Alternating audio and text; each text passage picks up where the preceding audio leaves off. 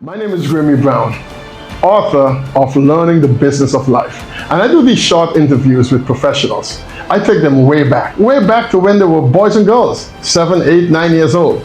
You would be surprised to see who they were back then compared to who they are now. So do me a favor, click subscribe, ring the bell, and give me a thumbs up. While you're doing that, I'll start asking the tough questions. So today I have the pleasure of interviewing Erick van Arneman. He's a husband, father, grandfather, and senior policy officer for the Department of Social Services. Erick, good morning. How are you doing? I'm doing wonderful. Oh, and I forgot to say, and pastor. Yes. So today we want to, with all those accolades that you have, I want to take you way back though, before any of it started. Back when you were just little boy Erick and just going around the yard and playing without shoes on and your parents just calling out, Erick, where are you? Yeah. Explain us who this little Erick was. Yeah, I was born in Aruba, raised in Bonaire. My dad had a bakery, and my mom was on his side. She was the one doing all the cake baking and decorating for the bakeries when people ordered things like that. We grew up in a yard. It was the two of us, two boys, and then later on a third one came, but that one is 7 years younger than my second brother. The neighbor kids used to come. We used to play under the tamarind tree. We had a canop tree. We used to play.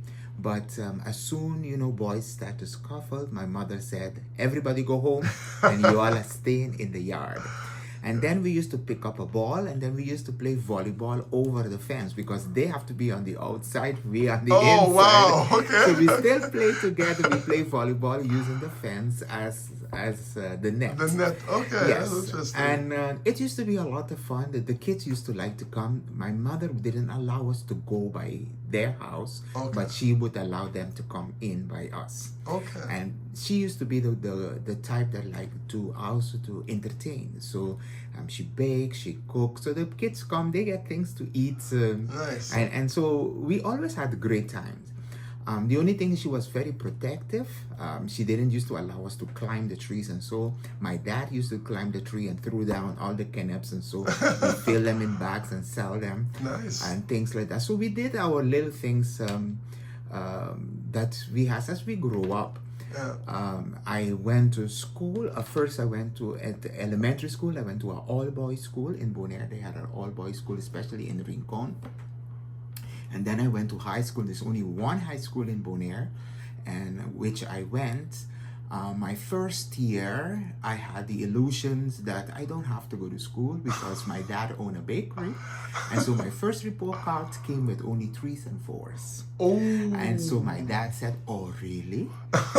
And so he put me in the car and we went for a little drive. And then he went around and he showed me the different men doing different work. At that time, public works men that as they were working, they didn't have all the equipment that they have today. So they shovel things with shovel, dirt with shovel, with rakes and so. And he said, you see, these men, they are making honest money. But you don't like hot sun. Yeah. And if you don't go to school, that's where you will end That's up. where you're going to end up. And so then a little lower down, they were chopping with machetes and things like that. And he did the same thing. He said, you don't like hot sun. So if you don't go to school, if you don't study, that's where you will end up. He said, they are making honest money. But in the back of my head, why do I have to? Because I just have to come and take my dad's business over. But then he said, you can't take the business over if you don't have no education. Yeah. So then... that brought about the change. The change. So Yes. so as a teenager, then you start really having the mindset, and where you so what was the aspiration after that? Did you know what you wanted to become? Right. I always wanted to be a teacher. Okay. Because I'm a people person. I love people. We were going to church, and so because of that, my mom had a kids Bible club every Wednesday afternoon, and I used to help her and teaching the children, and we used to have a lot of fun. After that, when I was 16, I used to go to the youth meeting of our church. There already my pastor saw some potential, so he used to already give me responsibility as a youth leader. Okay. And then that's how I grew. And so then I went to camps. We went to camps all over. We went to camps in Aruba, went to camps in Curacao. We had camps in Bonaire. Then I became part of the team to plan the camps and do different things like that. Until I graduated from high school. I was 19 years old, and then I decided to go to Bible school. So I went to Bible school in St. Thomas, which I did my bachelor's degree there. So I have a bachelor's in religious education with a minor in education. And then I went back home. As a matter of fact, that is where I met my wife Sharon, and she's really from St. Lucia. And we got married in '89. We moved to Bonaire, where we stayed for 1 year. During that time, our oldest daughter was born in Bonaire as well. Then we moved as missionaries to St. Croix. In Bonaire, when we were married, we were working with Child Evangelism Fellowship, of which we were like working with children. I didn't get to become a teacher at that time, but I still was teaching in one way or another. Or the other. Yes. Then we moved to the Virgin Islands, so we lived in St. Thomas for 5 years. Then we moved to St. Croix and lived for another 5 years. Then we left there, and then we came to St. Maarten. Everywhere I worked with young people. Young people is part of my life. I've worked with young people for all those years. As a matter of fact, I am still someone that they will call as a consultant, you know, to help in training youth leaders today. As we grow up, because that's all I love to do. I love to teach. When we moved to St. Maarten, I worked at the St. Maarten Academy for 4 years as well. That's when I really was the first time I did teaching. In a classroom. What subject did you teach? Philosophy of life. Philosophy? Yeah, I used to teach philosophy of life. And then after that, I worked with the various elementary schools. I was filling for different teachers as teachers were not available. And then I used to go fill in as substitute teacher. Substitute teacher. Yes. And then after that, I started to work for the government. Okay. And it this year will make exactly 20 years that I've working for government. For government. For the Department of Social Services. And now I'm holding that position. Yeah. So then if the next question I was going to ask you is if what you're doing now, is it you living your life's dream, or is this still a job? No, it is still fulfilling the life dream, because I'm working for social services, that is welfare department, where most of the time we cater for less fortunate, by way of speaking.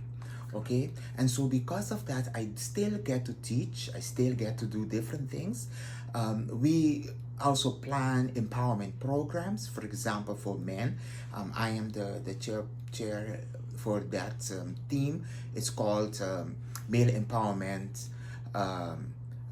Network, of which we plan things to work with men all through the year, of which will climax usually in November. The 19th of November is Men's Day, International Men's Day. So usually we have a seminar at that time. We have been having it already for 4 years, and this year we are planning one as well. More details will come on that a little later. Yes. Definitely. I really love what I'm doing. Church is another thing that is part of me. Like Mr. Browne said, I am also an ordained minister. I've been working with churches for a couple of years. I had my own church, but right now I'm part of another one. We decided to join another one called Island Church, which we meet at the moment we are meeting at the movie theater. Movie theater. Okay, Yes. interesting. Yes. So if you love what you've seen and hearing so far, do me a favor. Click subscribe, press the bell, and don't forget to give me a thumbs up. So then, here's a trick question now. Yeah. You grew up back in the, I would say, the late 60s, early 70s. Yes. If you were a teenager now with the internet and social media and all the new technologies we have now that you didn't have back then, what kind of teenager you think you would be? Good question. Good question. I believe I will be the same, because there are times that when I speak to leaders or young people today, I would say sometimes I wish I had the materials and the knowledge I have now then. Okay. You see, because as I said, I always like to be people would, well, you know, because I like people, you are always talking, you're always like a leader, you're always like counseling, you know, sharing your experiences. And that is one thing I love to do it a lot. Even my masters, when I did my master, I concentrate on young men, especially. All papers that I had to write, I wrote them in with that perspective, you know, of how to lead them. Because, you know, today we are living in a time when things are not as nice. I used to say this, and I still believe it is true, is that sometimes young men are growing in a single parent home, which is their mom. When they go to school, they have female teachers. Sometimes in the afternoon programs, they have female coaches and things like that. And even when they get in trouble with the law, they go into the prison, they have female guards. I noticed that at the Laddie Center in Kobe. Yes. Yeah, it's predominantly and so because female. of that, it's like there is very little male figures that they can look up to. Yes. You know. And also I am one who believes very strongly in education. And the thing is that sometimes parents raise their children up to a certain age, and that is the age where the kids will obey. But once the kid starts to question the authority of the parents, then the parents feel only thing you have to do is to obey the commands that I bark at you. And it doesn't work like that. No. And so these are the things that are very dear to me, and these are the things that I would like to see or get opportunity to be able to share, to teach parents, to teach young people, you know, ways that you can really be able to make something out of you. Your life, yes. I didn't say this at the beginning, but I also use my own personal experience. As I said, but my dad did.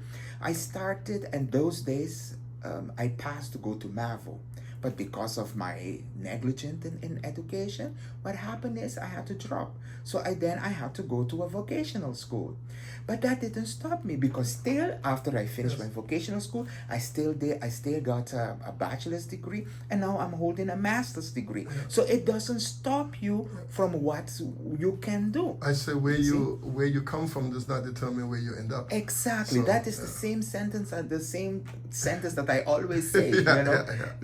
It doesn't have to. It doesn't have to. Myself, I went to a vocational school at the time in Station, because that was the only secondary school that they had. And it's not a terrible thing, because you get to learn to be hands-on, and you learn to realize you learn a skill that you can use in the real world. Correct. You know. Yeah, and that's the thing is, and even the thing is, those days and even today, even though you go to a vocational school, it doesn't mean that you always have to use your hands.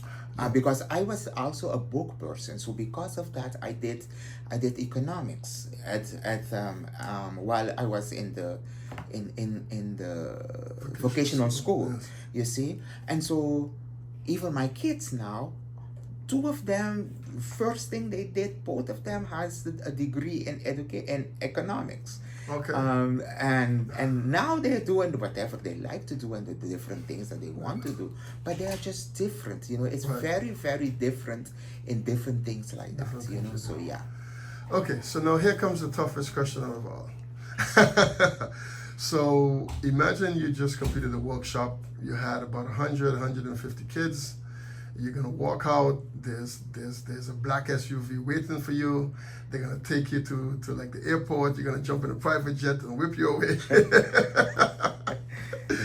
And so the last words you're gonna say to the kids, you're gonna look back and you're gonna say, okay, kids, what would be the last parting words you would leave with them? Okay. I always tell young people that whatever they can do best, they can do it at the most best. For example, I was saying that if you are a hands-on type of a person, do that well. If you are a book person, do it well. I used to teach, as I said, philosophy of life at Maarten Academy. And I used to tell my students this: the world needs all of us. Those who are mechanics, those who are tradesmen, the directors that sit in the office. I said, the thing is, you might be looking at me as a teacher, and you might be thinking, I want to be a teacher like Mr. Van Arneman because he makes money. I said, the thing is, you don't realize that the carpenter, the mason, they make more money than the teachers. Yes. You see? I said, look, whatever I drive, I need a mechanic because I don't know anything that is under that hood. Yeah. You see? If I need something to be fixed or built at home, I need somebody that is in that profession. Yes. And I said, a lot of times you make more money. I said, but do not be lazy though. Work of what is best. My mom has 3 of us boys. I am the only one who went to college. My second brother is also kind of hands-on type of things, but he is just different. And my third brother, he is completely hands-on. He will pick up any piece of junk and make it look like something. He's a decorator.